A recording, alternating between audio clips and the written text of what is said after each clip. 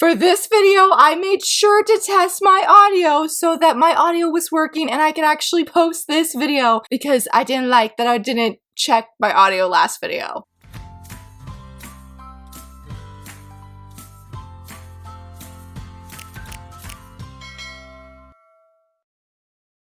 Hello friends, happy Friday. So very excited that you're here. It is March 1st. As I'm filming this video, I am feeling pretty under the weather today and I was like, you know what? We're just gonna go ahead and film this video because even if I don't feel 100% the best, I have a feeling tomorrow I'm gonna feel even worse. I'm pretty sure I have my kids cold, so I do apologize if I sound weird, if I ramble a little bit more than usual, and rambles don't fully make sense for this video, but I really hope that it does. And again, I checked my audio. I was so crestfallen that Wednesday I filmed a video, went to edit it, and the audio wasn't working because I did not have my microphone plugged in. You can't edit something when there's no sound. So that is why I did a YouTube short talking about my favorite webtoon series that I would recommend to other people. And I saw somebody talk about manhwa that they dropped and they did it in 5 words or less. And I'm like, oh, that's a fun idea, but I want to talk about series that I really love. Though I need to catch up on Hello Baby because I am really behind on that one. But yes, that is why I didn't have a full video for Wednesday. But today I am, and I'm doing my reading wrap up. I'm pretty confident that I've read everything for the rest of this month because I am filming this video a little bit early. But as of filming this video, I have read 29 volumes of manga and a little bit of manhwa. Actually, this was a really small month of manhwa reading, which was very weird, to be honest. Not gonna lie, it was really, really weird. I felt a lot of conflicted feelings about this video, to be honest, because I dropped a few things and some of these are really popular series, or one of them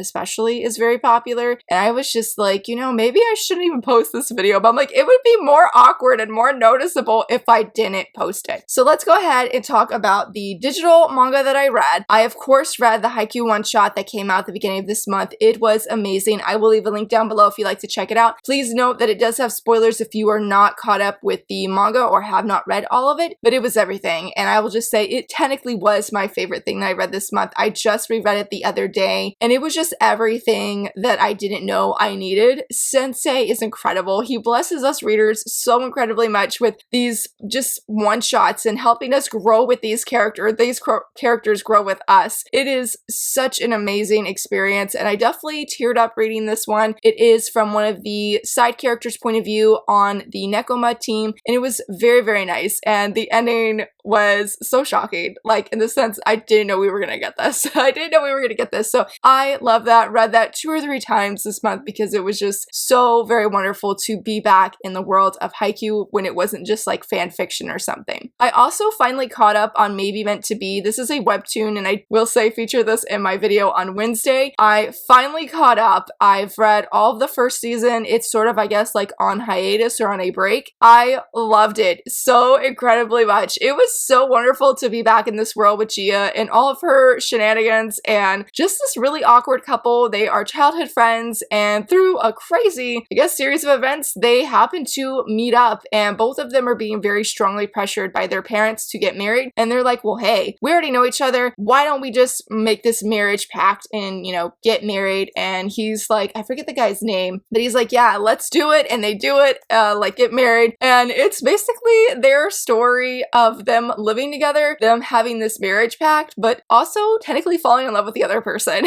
and them really wanting to actually make this a real marriage and not just like a marriage of convenience just so their parents will get off their backs. I enjoyed every single chapter except for like one. There was one that was really awkward. It's with a side character, and it is never okay to push yourself upon another person ever. Like, it doesn't matter your gender, because this person was very much drunk and she was about to go bust some moves on him, and it was just so alarming and upsetting and so odd because there was nothing like that for the entire rest of the whole first season. It was like, why was this even included? It was just very uncomfortable. Didn't like it at all, and I was really glad that I was reading the comments. A lot of people were like, do not ever do this. I'm like, yes, do not ever do this, because she's like, oh, you know, mistakes might happen again. I'm like, girl, you know, no, you're a little bit unhinged right now. Not Gia, not the main character. It was like a side character who was already sort of unhinged as it is, but even definitely more so in that moment. The ending was everything that I was hoping for, and I'm really looking forward forward to the next season. I hope that it comes off of break or hiatus soon because I definitely want more, and I would definitely recommend it if you're looking for childhood friends to lovers, but a lot of great humor. The side characters are equally as funny as the main characters, and it is just very satisfying seeing this nerd and this delinquent come together with all of their awkward shenanigans, and even more awkwardness, like not secondhand embarrassment kind of awkward, but just like that they are realizing their feelings but they don't know how to go about it, and sometimes they say like really awkward things or do awkward things. I said that word a whole bunch, but I really enjoyed it, and again, looking forward to reading more. I've also been keeping up with the Remarried Empress and Morgana and Oz, which I am loving both of them. Like Morgana and Oz, like the chapters are so incredibly short, and I'm just like, I need these chapters to be like 10 times longer right now. There is some things that are happening in that one that I'm just like, oh my gosh, like tell me what's gonna happen next. Like I've really thought about reading ahead, buying coins to read ahead, but I really don't like that because I did that with the Remarried Empress. Well, I didn't buy coins, but it was like you could watch 2 different ads and then you get 2 free chapters, and I did not like that at all. I am used to every Saturday reading the Remarried Empress at night and then every Sunday night reading Morgana and Oz, and I'm like, I don't have my Remarried Empress chapter, like what do I do? So I am loving the developments that are happening. The last chapter that I read of the Remarried Empress was a mic drop by Navier. I'm like, girl, that was amazing. That was amazing. So it's been really good, continuing to deeply love both of these series. Very excited for, I believe this upcoming month, like in March, we're getting a new physical volume of Remarried Empress, and I am so stoked because Yen Press already said like we're coming, we're seeing the beginning unfold right now, and I'm just like, yes, I am here for it. I am very much here for it. And Morgana and Oz, definitely just looking forward to picking up that physically when it releases later this year. I definitely already have that pre-ordered because I've really been enjoying reading that one as well. That was all of the digital manga I read this past month. It was not a lot, but I did read quite a bit of physical stuff, and so the first thing that I read was very excited is The Saint's Magic Power is Omnipotent, Volume 8. It was so great to be back in this world with Sei. I loved every moment, and I just love how caring she is. Every time I get a new volume, I'm just reminded of how much I love her character and all of the characters really in this story, but especially Sei. She has such a huge heart, and she gives 100% of her all, and I love seeing Yuri back on page and how he made her feel uncomfortable, like not in a bad way, but he loves magic, and he really wants to know how is Sei like summoning her holy magic to use, and she doesn't want to tell him because she has to think of her man in order to sort of like summon it, and it's the funniest thing because she's like, I just can't tell him, but he wants to know, and he'll be like super close to her. Oh, let me see what you're about to do next. Let me see what you're about to do next. And so I thought there was a lot of intense scenes because of the magic things that are happening, but it really, I think, not toned down, but things calmed down by the end, and I was relieved because I felt like the last volume, if I remember right, did sort of end like on an intense cliffhanger, and I'm like, please don't do that to me this volume. And it didn't, but it had plenty of the action, had some good swoon-worthy scenes, as it should, as it always does. I really loved it a lot. So I'm very excited that we had a new volume. Can't wait for the next one. The volumes release so slow, and I'm just like, I love this series so much. I need more of it. Was so excited to come back to this world, and that is a condition called Love Volume 6. How are we on Volume 6? And I know that the manga was like, it has already been announced, but I think the creator's on a hiatus for like a month because she is preparing for like the final arc, final volume, and I'm just like, I'm not ready. This volume was everything. We're finally seeing some backstory from our guy's point of view, and it was so heartbreaking. It was so heartbreaking. I mean, I feel like we already sort of know what had happened to Hotaru, but now we're, like I said, we're seeing it from a different point of view, and I really loved how we had like this mini sports arc that was going on, and just how our leads are growing closer, how they are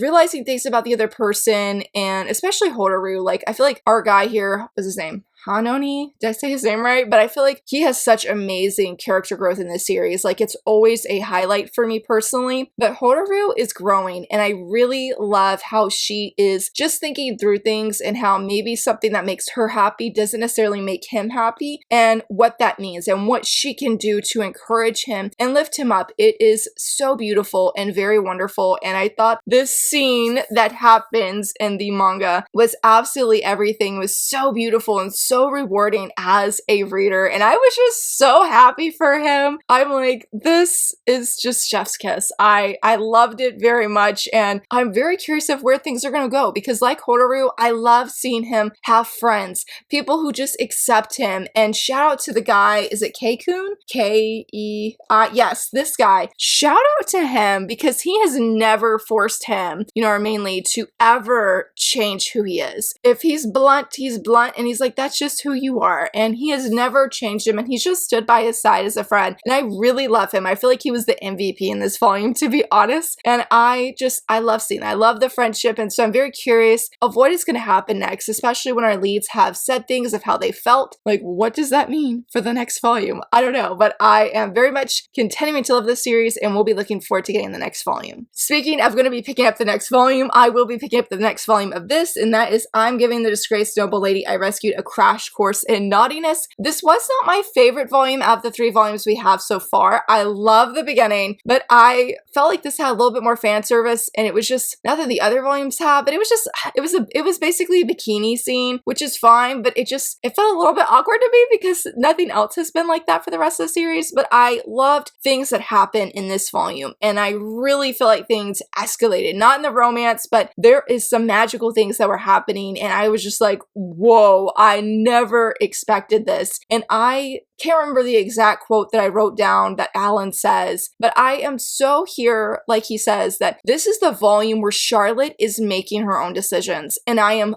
so here for it. It was so satisfying to see Charlotte say, I want to do this, Alan, or no, I don't want to do this, Alan. Like, girl, yes, we are celebrating that you are making choices for yourself. Yeah, for yourself to help other people, because you know, Charlotte, she's going to not have herself the focus of her decisions. And with the decisions that she made this volume, that was true. She's helping other people, and it was beautiful. It was so beautiful, and I really, really love the short stories and like the bonus little short story they give. And I know I mentioned that last reading wrap up that I really love them, and this one's called The Naughty Bed, which sounds bad, but it's nothing naughty. It was very touching, and I was surprised that I had tears in my eyes at the end of this little mini short story. I really love them, and I feel like it gives another layer or another perspective of the romance that I feel like is there, but it's just not, it's different. I'm not really sure how to finish that sentence. It's different. It's there, but it's not like your typical shoujo romance, or not even typical, but it's not the same as A Condition Called Love, where we're seeing them grow and confess their feelings and talk about their feelings, and that they have a few smooches, which I'm like, yes, totally here for that. Like, we don't have that in Disgraced Noble Lady, but it's still equally compelling and very moving. And I'm like, I definitely ship you guys really hard, but I feel like this volume, it was much more compelling to see Charlotte just take steps forward. And I'm like, you're becoming a young woman who is knowing what she wants to do and is willing to do what you need to do to make that decision. Like, yes, I'm here for it. And again, there were some really crazy things that happen at the end of this volume. I'm like, I have no idea where this series is going to go, but I'm very much here for it. And I wonder if I can show one of the scenes. It was an action scene. It was so incredibly drawn. Like, I went back a few times and would just look back specifically at this scene because I thought it was so, you could feel all of the intensity. I think it was this one. I think it was, yeah, this one right here. Like, you can feel the danger that is radiating from this page. And I was really caught off guard by that because it's been a pretty funny comedy kind of story that has a little bit of romance and has a little bit of action, more like Alan beating people up. And you know, Alan's is the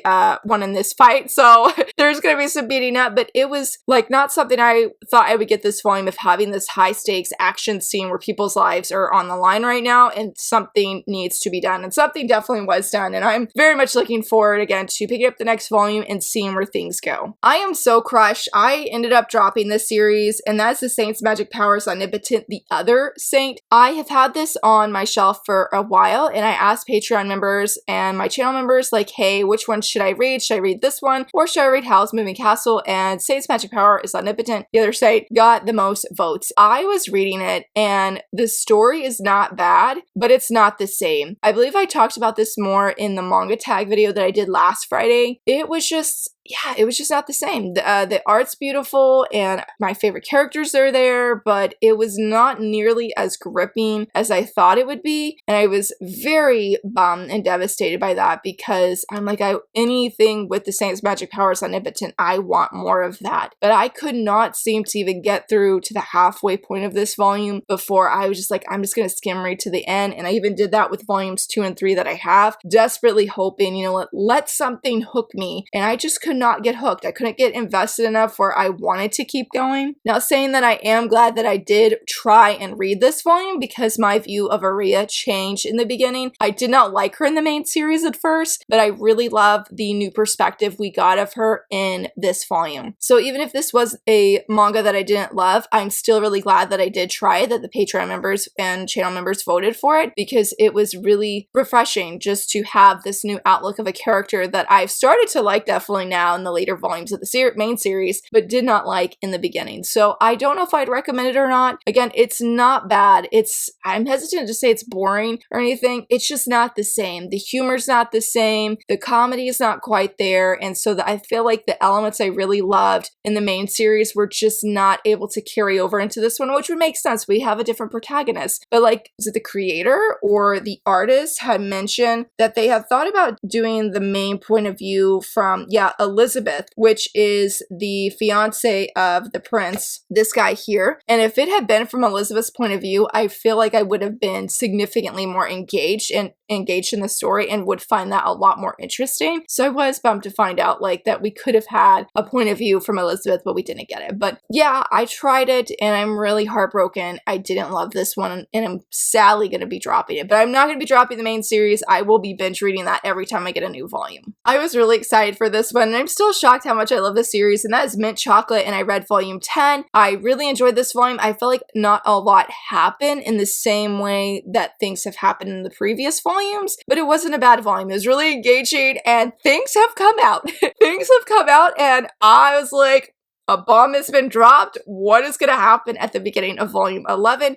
Our main leads are talking about, do our parents know? And they're sort of wondering and questioning what's happening with that. There's a family vacation, which was a lot of fun. And it was nice to see these two sort of have one of their older moments of bumping heads. And they're like, I'm not going to talk to you. And I'm like, okay, I'm not going to talk to you either, you know, and totally regretting. It was actually one of my favorite scenes because he's like, if you knew that you were being stubborn, you know, don't act like this. You know, don't act like this. And she's like, well, you don't act like that either. But she starts saying his name because they're talking to one another again. And it was a really sweet moment where she's just happy. Nanami's happy that she can say his name. And I thought that was a really special moment. I feel like there was another moment that was really good, but I'm not. Oh, yes. There was. Yes, there were some other things that happened. I'm not going to say what it is because that'd be a spoiler. But there were some other things that happened that I really did enjoy. So I'm continuing to super enjoy this series. Very, very curious what's going to happen in the next volume. Like, extremely curious because things are going to change. And I don't know how they're going to change. But I love what Nanami said because as they're wrestling with like, you know, maybe we should tell our parents about us. She says, maybe as we face many challenges ahead, if we go through them together, we can become even more like a family than we are now. She's like, although I'm sure there will be sad times, at least we won't be alone. And I really love that because even if Nanami, you know, panics at first, which is so relatable, girl, instant panic, but then, you know, you think about the situation, you think about what's happening, you're able to calm down. And she always takes like, not the high road, but she's not going to take the easy path. Like she's going to do what she feels her convictions are leading her to do. Thankfully, her man is a really stable dude and can take her panics in stride and just, you know, help her out along the way. And really, they just build each other up. And I really love them. I'm looking forward to the next volume for sure. This was the series right here that I did not want to talk about today because I unfortunately am dropping it, but please hear me out. Hear me out of why I'm dropping it. And I read volumes 1 through 6 of Tsubaki Cho Lonely Planet. Again, hear me out on this before you come for me, anybody that loves this series. I didn't hate this series. I did not have a problem with the age gap, though I was not a fan of them being like co-worker and boss. I could say I was not a fan of that. I didn't mind the age gap though. I thought about it a lot because I read the series and outside of volume 2, because I really disliked the beginning of volume 2 a lot, I gave it 2 stars. I did not like the beginning of that at all. Despite that though, I thought this was a really engaging series and I honestly feel like like this creator is an amazing manga creator. Like the way she can weave a story is so incredibly engaging, and the way that she moves the story forward, gives you these backstories at just the right moment. I mean, I felt like I could not put this manga down, and I was just so impressed with that. I'm not one to think about the mechanics of writing a manga or the mechanics of paneling. I just don't think about that. I just enjoy the story for what it is. But I thought about it in this volume or in this series, and I just have a massive respect to the creator for being able to like turn on my writer's brain when I have not turned it on for a long time because I'm not writing anymore. But I felt like I was just inspired to like, wow, I want to learn how she does this. And I just was so caught off guard by that and just blown away. And Fumi, our main girl, her emotions felt so realistic to me when I mean, I'm in an age gap marriage. And so when I first started dating my husband, I felt like Fumi's emotions reminded me so much of my own. I was not nearly as young as her, okay? I was not a minor, but I was really amazed at just, I was like, I feel like I'm looking at my past self. And so I really love Fumi. I really love seeing the highs and lows of her emotions. I thought it was so well written and so well done when it came to that. And it's sort of like, okay, Laura, if you enjoyed it, what was the problem? Especially because I will say too, I love Sensei and the quirks he has with his writing. I was just had flashbacks of being in the writer community and people saying, you know, you're sort of weird for a writer, and how writers universally have quirks that may not make sense to other people who are not writers. Like, I really, really enjoyed that, and seeing Fumi see that as a non-writer and what that means. Yeah, it was just really interesting. So what it ultimately I feel like came down to, for an almost 30-year-old man, I feel like he is very dense. I know that volume 6 that's not volume 6. I know volume 6 gives us a backstory of why he acts the way he does, and it makes sense for the story. I just couldn't get behind it. I was like, I need you to do more, my man, than just be a little bit too dense for me. Like, I need you to have, I don't know what the right word is. I just want him to be more than a pretty face, in my opinion. I need him to be more expressive. I know that people joke about dopey boys in manga, but especially shoujo manga, but I needed more from him. And I just felt like I was not getting quite enough from him, where I was like, I don't know if I want to spend the $13 to keep reading the series where I'm buying it. If my library got it, I would definitely continue the series because I am curious to see where it goes. So I'm not dropping this necessarily because I disliked it, but just that I am not invested enough where I am willing to keep buying the volumes. Does that make sense? Because I'm like, I don't want anybody coming for me saying that I was a hater on this series. I was really shocked that for a lot of the hate I've seen for this series, Sensei is very respectful of her, and he does listen to her when she asks, like, can you please not do this? Like, you're not thinking of how this looks to me or how it's making me feel. And I thought that was like massive respect for him. Fumi was great. And again, I just felt like she was a high school girl that just jumped off page, which was really, really incredible. But I'm not in love with the series enough to keep buying volumes, but I do hope to eventually that my library will get it and I can see what happens and where it goes. Next up is a series that I deeply enjoyed reading. It's been on my shelf for over a year now, or about a year, and that is Howl's Moving Castle volumes 1 through 4.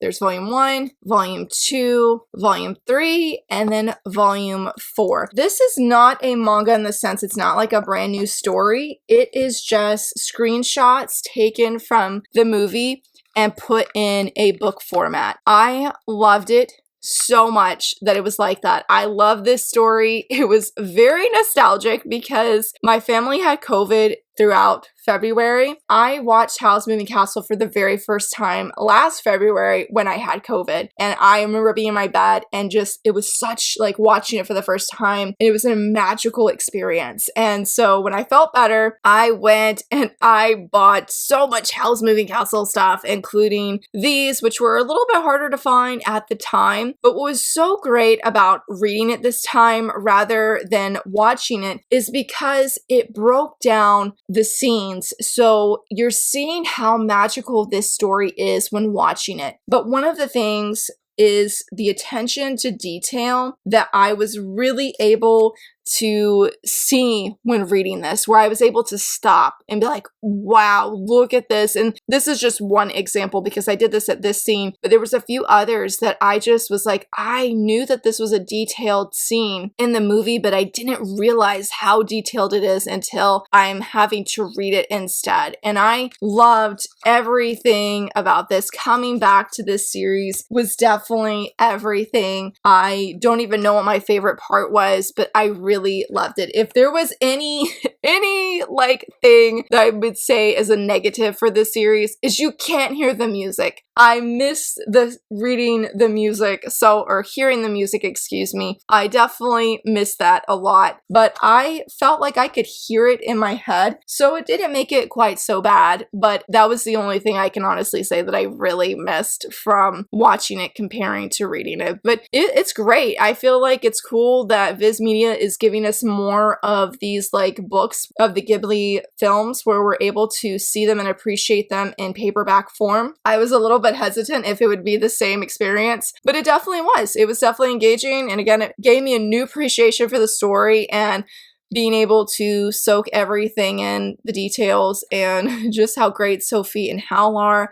It was wonderful. I loved it. It was definitely one of my favorite reads this month and was the perfect way, because when I had COVID, I could not read anything, and it was so horrible because I'm like, reading is my go-to to relax and just decompress, and I'm like, I can't decompress. But when I started feeling better a little bit and I didn't have like such a bad migraine as I had in the beginning, I did come and read Howl's Moving Castle, and it was perfect because I already knew the story, so it wasn't overwhelming on my mind to be able to focus. I was able to focus enough and just look at everything. And it was great because surprisingly, there was not an overwhelming amount of dialogue like I expected. There's just a lot of pretty pictures. It was really nice. So I would definitely recommend it if you love the series and you want something to help you even appreciate it more. I feel like this manga helps do that. Oh man, another series I dropped, and this is why I was hesitant to film this video, because I don't typically drop things like this, but I dropped a lot of stuff. This one I was really sad that I did not love, and that is Not Your Idol Volume 2. I gushed about Volume 1 and how amazing it was, how it was like the Oshinoko that I wanted, but this volume, I feel like with the subject matter, with the topic that's being discussed, you cannot have an angsty romantic love triangle. I feel like it's not the time, it's not the place, and I did not like it in this volume at all. I was very turned away from that. I was very upset by that, and I get that our main girl is struggling, that she, our main guy here is helping her to sort of heal, which I'm not fond of that. Again, with everything that's happening, with what happened to our main girl, I just was not on board for this. I just didn't like the direction, and there's a really intense traumatic scene that happens to another character that I was very upset and triggered by, and then for the ending to end the way that it did, no, I'm not here for this anymore. If this was a story about a young woman who's healing and finding that healing not from another man, but just finding healing, getting help, I think that would be one thing. But to throw in that potential love triangle that looks like that's what it's going to be, and the extra angst from that, like just romantic feelings in general, no, I don't like that. I don't like that at all. I feel like it doesn't say much, but this was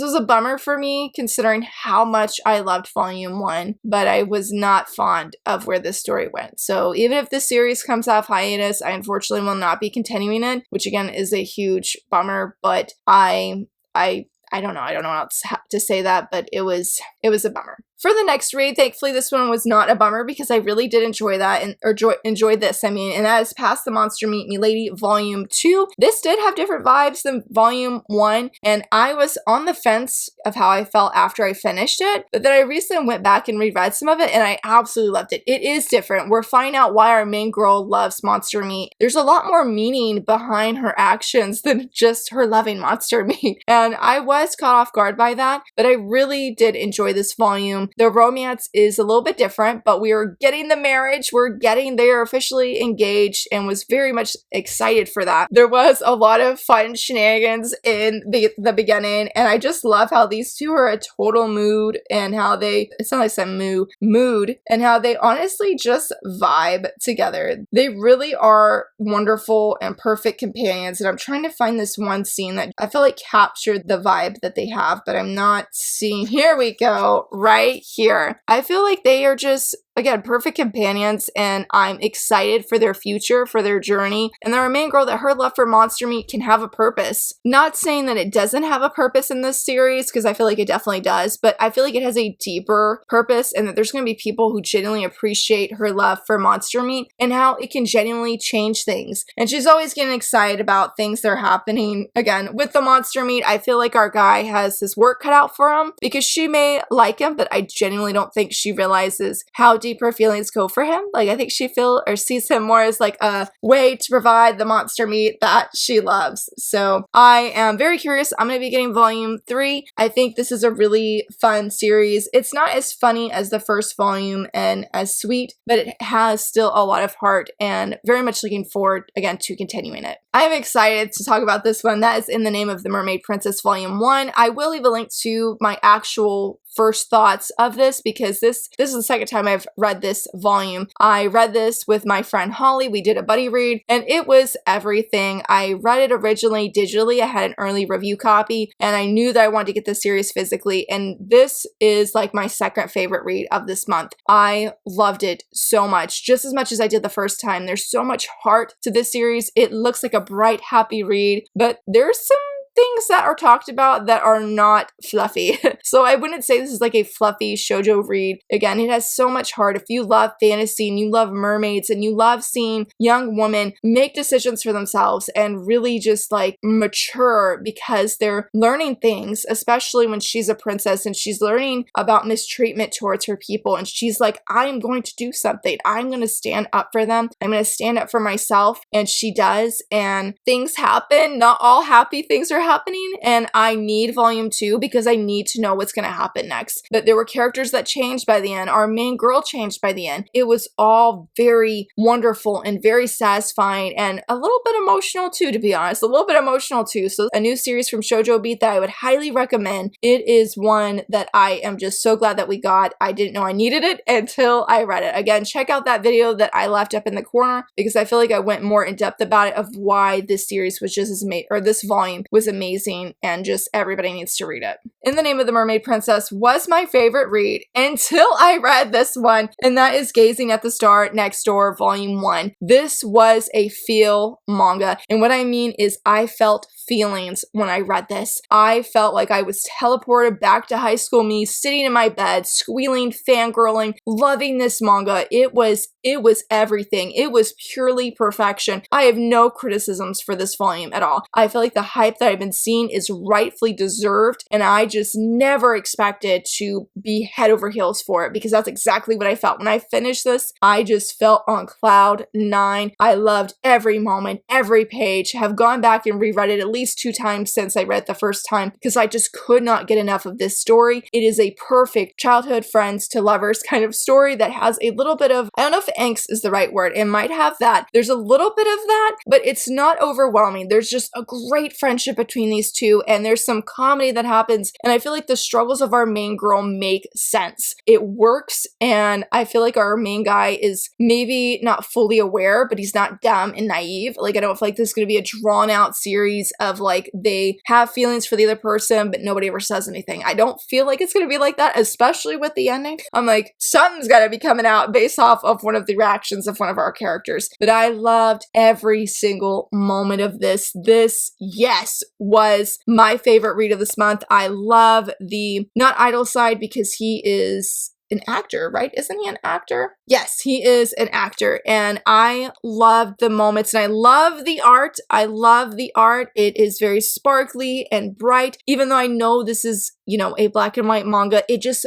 felt like a bright series to me. And again, I loved every single moment. Would highly recommend if you're looking for, if you like idol stories and you want something similar. I feel like this has it. I feel like this is the best one though, even though I know he's an actor, he's not a singer, but it has that humor, and it definitely has that childhood friends to lovers trope that I absolutely love and adore. I highly recommend this one. So very good. Need volume 2 ASAP. Next up is The Villainous Stands the Heroes Volume 3. I I feel a little bit mixed feelings on this. I really enjoyed it. I have loved this series. Our main girl, I don't know, Eula? I think I said her name wrong, but I have loved our main girl. I have related so much to her in the previous 2 volumes. Strong 5 stars for both of them, but this one, it was really good until it got into like this fantasy chain talk, and I cannot relate to her thinking I sort of like seeing my favorite character be bound up in chains. I can't relate to that, and it really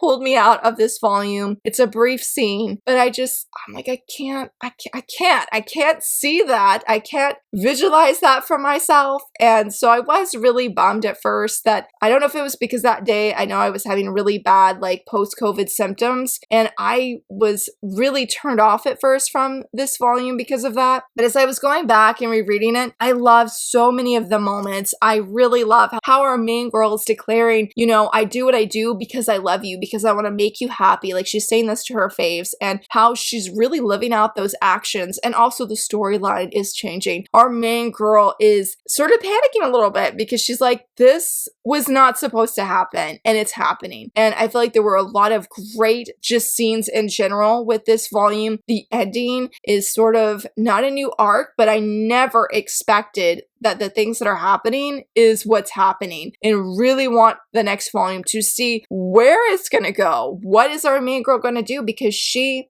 may be the villainous, but she is stepping up for her faves, and she's not gonna let anybody take her faves from her, not gonna let anybody hurt her faves. And we see that lived out in a variety of moments. But when I think of the end, especially when it comes to one certain character, she really stood her ground, and I was very much here for seeing that. I loved how she looked, how fierce she is, how she may be panicking a little bit that the storyline's changing, but she's like, you know what, nobody's gonna come fight this battle probably for me, so I'm gonna go fight the person in the battle myself instead. And I'm like, girl, yes, do what you gotta go do. Do what you gotta go do. But that fantasy chain talk just really turned me away. It turned me off. And so that was like when I was about to talk about it, I was like, that was the first thing that came to mind. And I'm just like, I don't want to think about it when there was a lot of other really good moments. We're seeing some characters go unhinged a little bit, but I was really here for it. I mean, even our main girl, she does go a little bit unhinged for a brief moment. Even seeing our bunny girl, she has her moment where she shines, and I really enjoyed that. So I think overall, despite that I was really turned off from that one situation or those 2 situations, I really enjoyed the volume, and will be reading to see where it goes. If it goes a little bit awkward in the next one, maybe it'll be on the chopping block. I don't know, but I guess just be mindful of that. But I loved everything else. It was really good, and continue to have a lot of fun with this series. This was another contender for my favorite read this month, and that is If the Villainous and Villain Met and Fell in Love. This was amazing. I didn't have like super high expectations coming into it, but once I read it, I loved it. I am 100% here for seeing our main girl to get her life back from this crappy prince who's just straight up dirt. I'm just like, I need to stop finding these manga that have characters that make me feel like they're just trash and dirt and need to be stepped on. I'm like, no, like, I don't like feeling like that or talking like that. But it was so frustrating seeing this prince be engaged to her fiance, tell her to change her complete life around, change your personality, the way you talk, the way you act, the way you dress, and then be like, you know what, I'm gonna dump you for some other girl. No. And I hope that there's nothing redeemable about this character. There doesn't seem to be, because you're finding out things as you go along the way. This guy is horrible, and it's better off she's not with him. But because of this, because she has been turned away from the prince and is, you know, the ex-fiance, because he's got a new woman now, people call her the Villainous. She's not an actual villain though, and she's doing all she can, or starting to, get her life back. That she's going to do what makes her happy. She loved studying. She loved academics. But because the prince didn't like it and didn't want a woman smarter than him, he says, I really like girls who aren't that smart. So she makes herself dumb. She becomes almost like at the bottom of her class, and that was not her. This guy here, his name's Yuri, I believe, he is a villain because he stands his ground to the prince. He doesn't put up with any of that man's crap. And I'm like, thank you very much. She actually gets attracted to Yuri because she's like, wow, this man is blunt, this man is straightforward, and he's speaking his mind to a person person I could not stand up to. And I adore that fact of people are saying that they're a villainous and villainous because of certain traits that aren't even bad, like Yuri being blunt. That's not a bad thing necessarily. But she's like, I'm drawn to this man because he's blunt, because he's straightforward, even though everybody else is saying that's bad. And I really like that because, again, those aren't bad character traits or just bad personality traits for somebody to have. So I found it refreshing in that sense of how she felt and how they really are pushing each other, because she enters into a competition with him unexpectedly and they're like, who's gonna get the highest grade on the next exam? Never mind the fact that Yuri's like #1 in everything in the whole grade, you know, but she's gonna push herself and believes that she can make it. And there were some things that happened that were so frustrating. And I'm like, thank you, Yuri, for finding out what was going on, because, but it was so fantastic. And again, I'm just here to see this young woman thrive as the young woman that she is, that she's not having to worry about being a certain way or acting a certain way. Now, Yuri and her are pushing each other to pursue their passions, to pursue their dreams. It is very, very good. So this is not your typical villainous kind of manga. She's not in a villainous isekai. She's not a villainous in general. She's just been labeled as such because she is no longer the fiance, and him being the villain because he's straightforward, speaks his mind. Like, it's very good. Eagerly looking forward to the next volume. Like, this is one that I want more of, and where it ended, I was like, you cannot end there. This should be illegal. With no volume 2 release date in sight, I'm like, I need answers. I need answers. So I would highly recommend this one. Very, very good. Now, when it comes to manhwa, I am so incredibly on the fence. I'm pretty sure I'm going to say this one was my favorite manhwa of this month, and that is volume 3 of Not So Wicked Stepmom. I feel like this was my favorite because the character development was so well done in this volume that I was like, wow, this is just coming up to be one of the faves. I really love seeing everybody slowly change, how there's more romance, and how, again, people are just making decisions that are so groundbreaking compared to how they were in the beginning of this series. They're slowly moving forward together as a family and just individually. I was here for every moment, for every step of the way of seeing what was going to happen next. And I guess I just didn't expect that I would feel that way coming into this, or to this volume specifically, but I was here for it. And I just felt so immersed, so just head over heels for these characters. Even who the bad guy is in this volume, even they were really great. And the way Abigail's treating other people, it's very heartwarming. There was a very heavy topic though that comes with, or that's talked about with the prince, that made me want to cry. And I loved Abigail's reaction because she does cry. She cries on his behalf, and he's like, why are you doing this? Why are you doing this? But it deserves to be where you are feeling a lot of feelings for him because of the innocence and the, trying to think of how to say this really vague without going into spoilers, but what he lost. And I'm glad that she mourned for that, even if he didn't see that. And our main girl, our cute little girl, Blancha, is adorable. And there is a scene I love near the end. I admire her courage. She's growing so much, and I'm so proud of her. So I love this, continuing to very much adore this series. It's been very, very good, and it's only getting better. Now, saying that was my favorite manhwa does have me like, Laura, are you sure about this? Because I also read volume 6 of Villains Are Destined to Die, and this was everything. Been a while.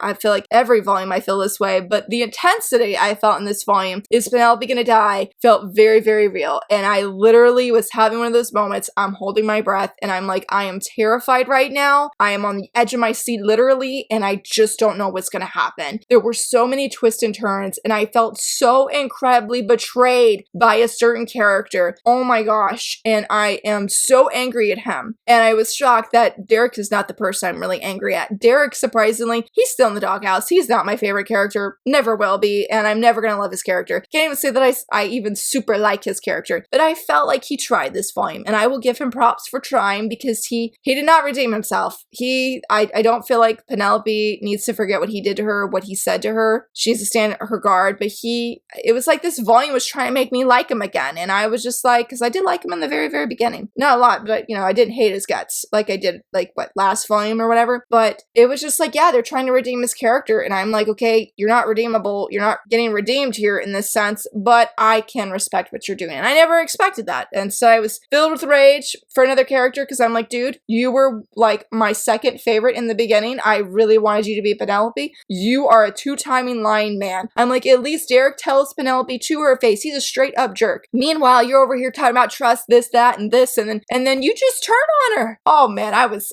livid. I was angry. I was like, this guy is probably one of my least favorites now, simply because of the betrayal that I felt for Penelope's behalf. I was so angry. But Callisto, our man Callisto, was great. He was unhinged. And if you're like, I'm gonna miss him because of later, you need to just stay tuned. You need to just stay tuned. That's all I will tell you, because my friends, like, I forgot, me and Darcy chatted a whole bunch about this volume. And I forgot what she said, but I was like, girl, you haven't said nothing yet. You need to stay tuned. And it's true, because the ending, like the last quarter, so intense, and things are coming out, things are happening, and I'm just like, oh my gosh. And then you get the preview for volume 7. I need the volume ASAP. I need it ASAP. So this was amazing. I felt like I was on a whirlwind, which is true for every volume of Villains Are Destined to Die, but I guess I felt like Not So Wicked Stepmom was my favorite in the sense of how much it surprised me. I was shocked in Villains Are Destined to Die. But I don't know, saying all of that, I feel like Penelope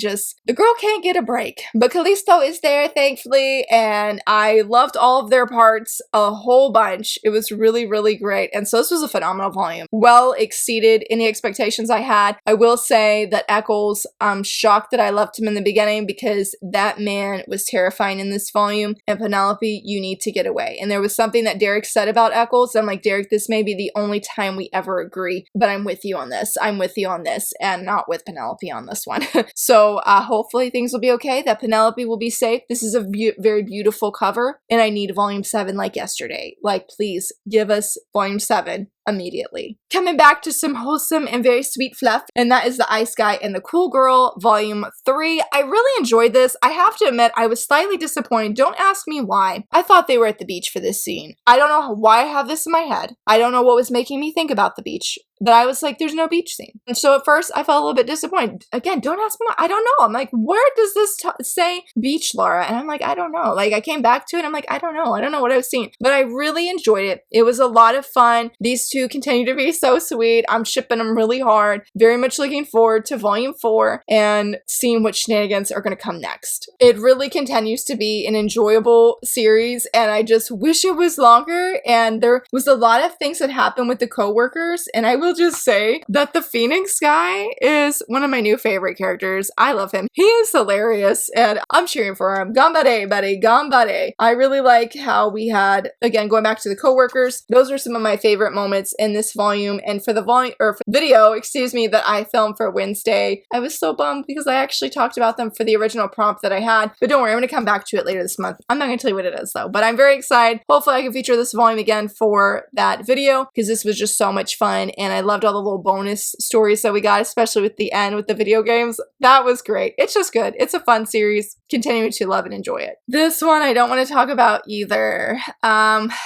I'm on the fence with this one. That is volume 2, Sakura Saku. I did share, I think, on Instagram and Twitter. I had a lot of mixed feelings on this. I did not love it. I was super heartbroken that I did not, because I loved and adored volume 1. I felt so seen with volume 1. And then I came into volume 2, and it wasn't bad, but I just did not feel emotionally invested. And I was like, what's going on? I actually went to bed that night really upset about it, that I didn't love this volume, because I'm like, I love Iosaki Saka's work. I had been so stoked for this series, and like, yes, I could finally read a series as it's ongoing, but Iosaki Saka, like, yes, I was all gung-ho. Read this one, and I don't think it's bad. Like, if you read my review on Goodreads, you will see I had nothing but good things to say about it. I don't know where the disconnect is. I don't know why I can't say I love this volume. I don't know why I'm not racing off to get volume 3. I'm just not. So So the next day, I was still upset the next morning. I was like, do I just not love Iosaki Saka anymore? Like, is her work just not vibing with me, I guess you would say? I went back to Our Horror Ride because I really love the series and I had been thinking about it recently and I loved Our Horror Ride. It was perfect. I was like, this is everything I love. There was nothing there that I was like, I'm done with this series. No, I did not feel that way. I loved Our Horror Ride. So I don't feel the problem is that I'm out of Iosaki Saka. Like, that's just not my mood anymore, my vibe. Like,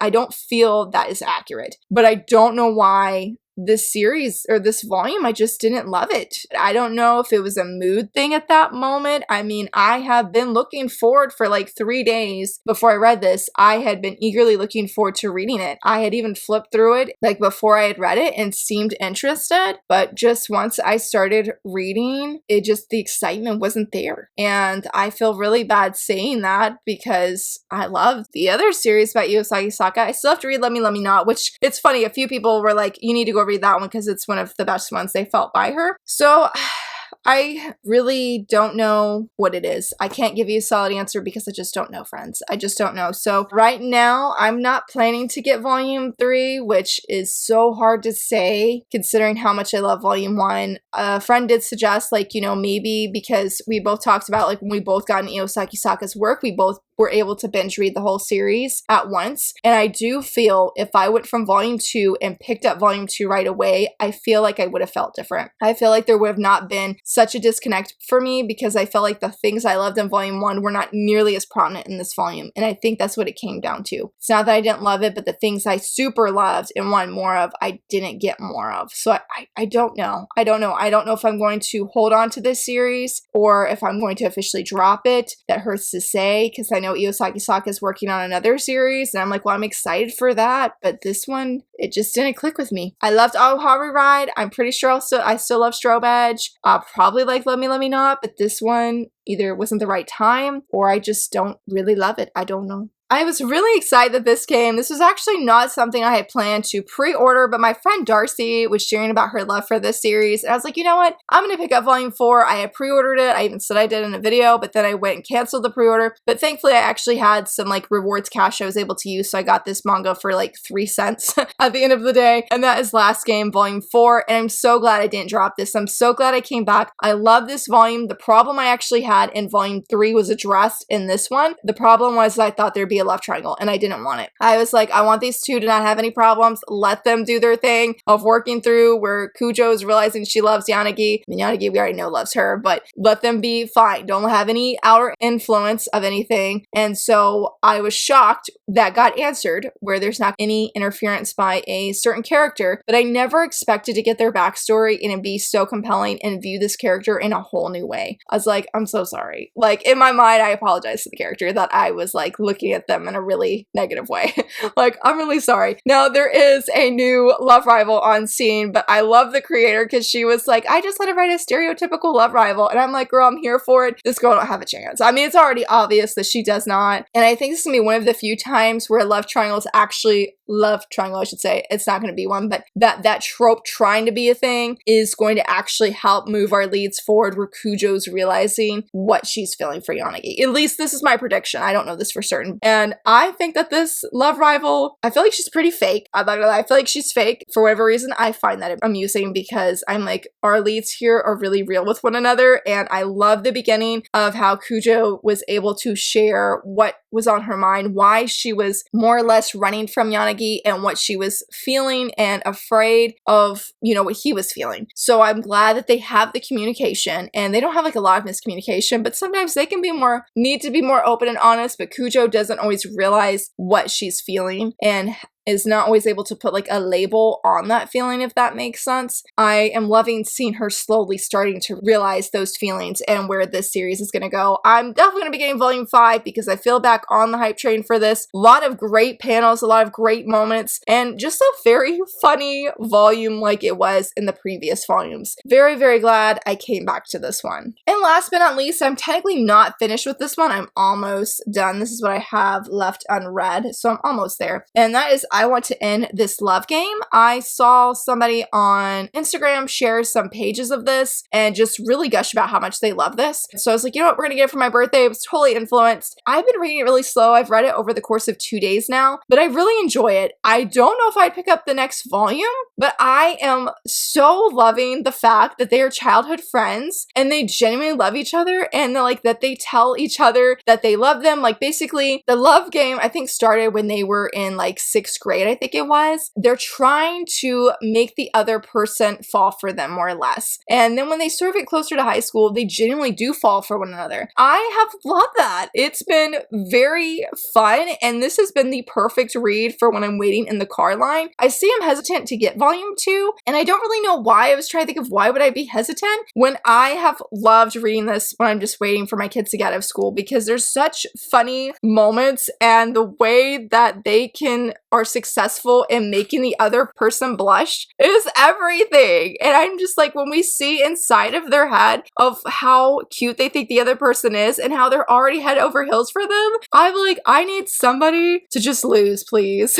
Just lose so we can see what happens. And I did read a little bit ahead for him, and I will say I love how he's using shoujo manga to help guide him of how to make our lead Miku to make her cave and say that she does love him for real, that she's admitting defeat. Because he's like, once she tells me that she genuinely loves me, and I mean she already has, but like where it's not part of the love game, he's like, I'm gonna confess to her, because he's like, I've liked her all this time and she's liked him for all of this time. So it's fun. A lot of people said it's like, what is that name of that manga? Love is War. But I feel like this one is more down to earth, and the characters are much more relatable, and they're so not awkward but so funny, because he did like a wall slam and he's like, oh my gosh, I can't believe I just did this, like in the back of his mind. He's like, we're so close, and he's like panicking about it, but he has this outer front of looking really cool and knows what he's doing. And even her, she's like, oh my gosh, she just did a love wall. But she's like, okay, he wants to do that, I'm just gonna like get even closer. And she buttons like one of the buttons that he had. It is just, it's so cute. It is a cute read. I'm wondering if I will feel different by the very end of reading the part that has some of the more shoujo manga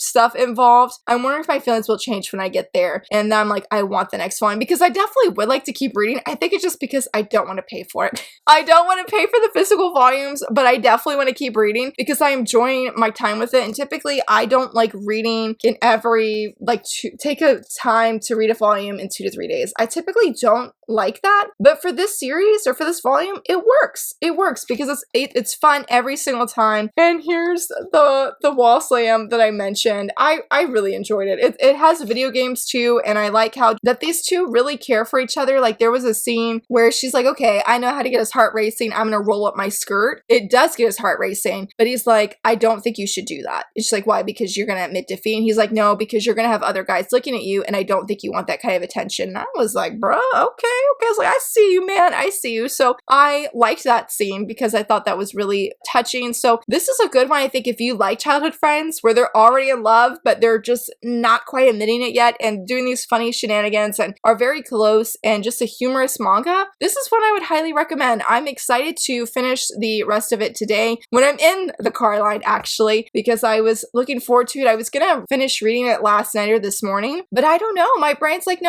Let's save this and treasure it for the car line. So maybe I'll keep reading this one, but it's gonna be one that I read at a slower pace and just enjoy it when I'm waiting in the car line, because that feels like a special kind of experience for whatever reason. But that's pretty cool to be able to say that. And that, my friends, is everything that I read this past month. It was a good month of reading, even if I dropped a few things, and I'm so sorry if I hurt anybody's feelings for dropping what is your favorite series. Bear with me. I hope that I didn't hate on it, because I definitely didn't feel like anything that I dropped, except for Not Your Idol, I didn't feel like I hated anything. And then again, I didn't hate that one. I just didn't like certain things that were happening in that series, in that volume specifically. But it was a good month overall, and I would love to hear from you, friends. What did you read? What were some of your favorite books? Are there series that maybe you decide to let go for whatever reason? Let me know down below. And again, if you enjoyed this video, please give it a thumbs up and subscribe. And thank you so much for watching. Bye!